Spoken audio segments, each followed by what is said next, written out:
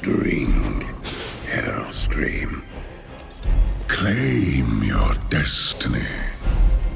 You will all be conquerors. And what, Gul'dan, must we give in return? Everything.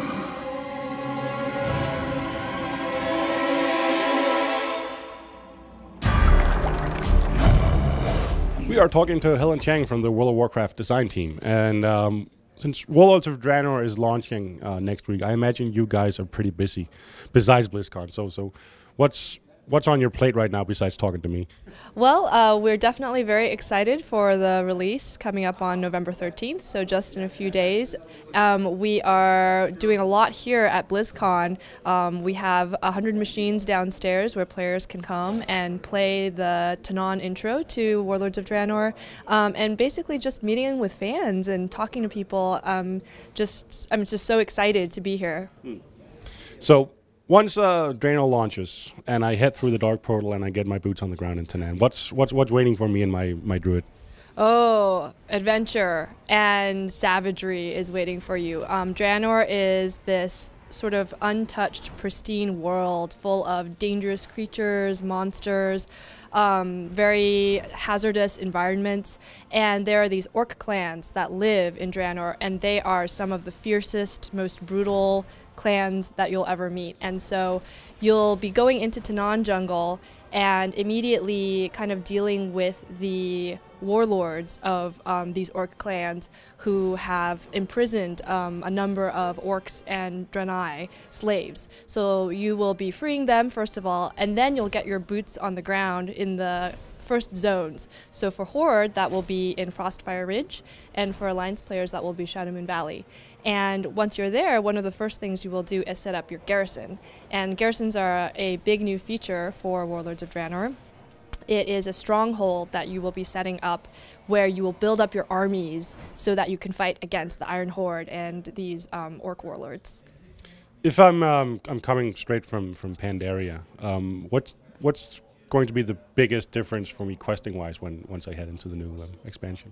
We have a couple of new features. So one of the things we're trying to emphasize with this expansion in particular are big characters which travel with you from zone to zone and throughout the course of the expansion. So you will actually be meeting some really, really important characters on the Horde side. You meet Duratan, who is the chieftain of the Frostwolf clan, and on the Alliance side you meet with Prophet Velen, who is the leader of the Draenei people, as well as Yrel, his disciple.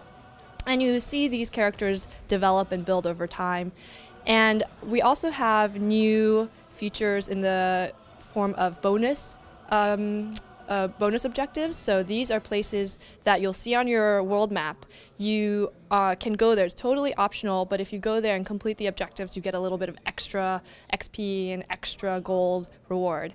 We also have treasures and vignettes. So these are very discoverable events, rare bosses, as well as treasure chests that are just peppered throughout every single zone. And so as you're doing your normal questing, you might encounter, a particular event happening in a place. And that's just a little bit of extra explorability that you can discover while you're playing. So is that comparable to the chests and stuff on Timeless Isle, or is this a new approach? Yeah, it's actually building on the Timeless Isle content from patch 5.4. So just more dynamic events, more rare spawns, more things that just add to this feeling of this is a world to explore with lots of content and lots of things happening all at the same time.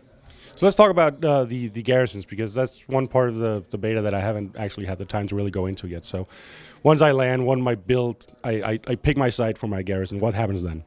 So you will sort of like plant your banner in the ground to establish your garrison. And at first, it will be fairly small. So Archmage Khadgar opens this portal. He can only open it very briefly, and while he does so, some of your units from Orgrimmar or Stormwind come through, so you have just a few forces to establish a small outpost in the beginning.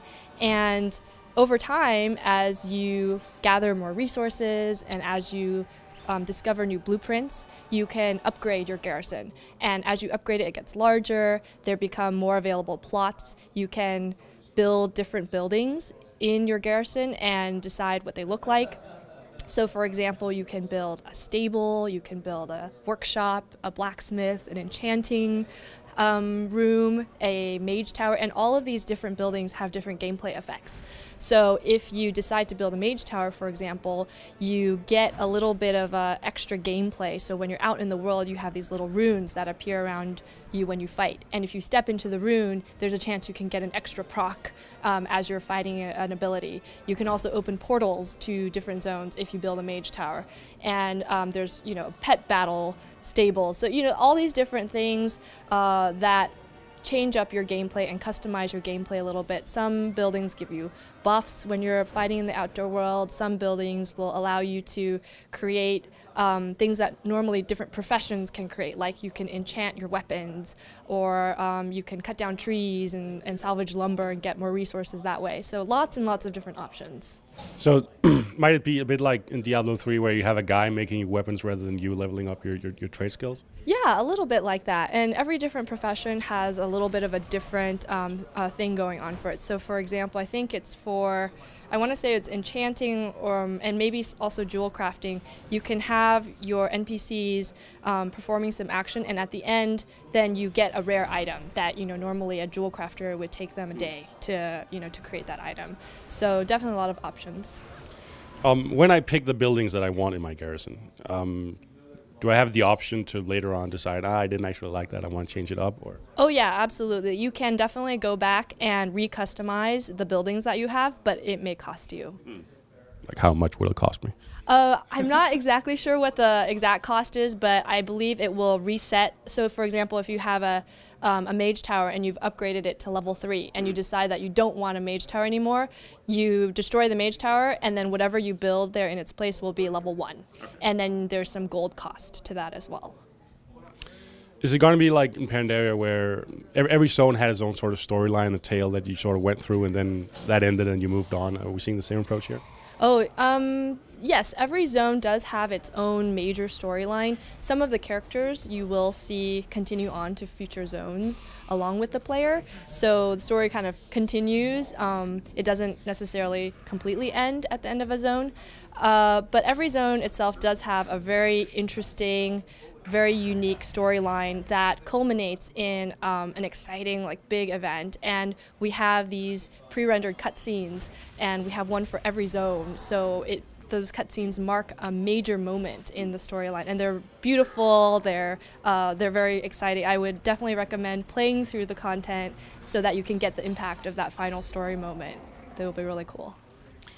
Content-wise, how much or is there a size difference between Draenor and the last couple of expansions that were only 5 levels of leveling and this is 10? We have 10 levels in Draenor. The amount of content, I would say, is comparable to Mists of Pandaria. We have about the same number of zones.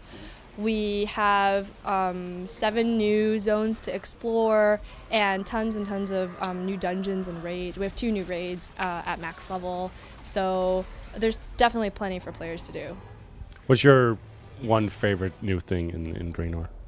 I would actually have to say the level 90 boost is, it's not a new feature of the game, but I think it's very exciting. So how this works is when you buy Warlords of Draenor, every box comes with a free level 90 boost included, and you can apply this boost to any character, even a level 1 character, and you immediately get upgraded basically to level 90. And I like this feature personally because it really allows you to play with your friends right away. Even if you're a returning player, even if you're a new player, you can get right to the new content immediately.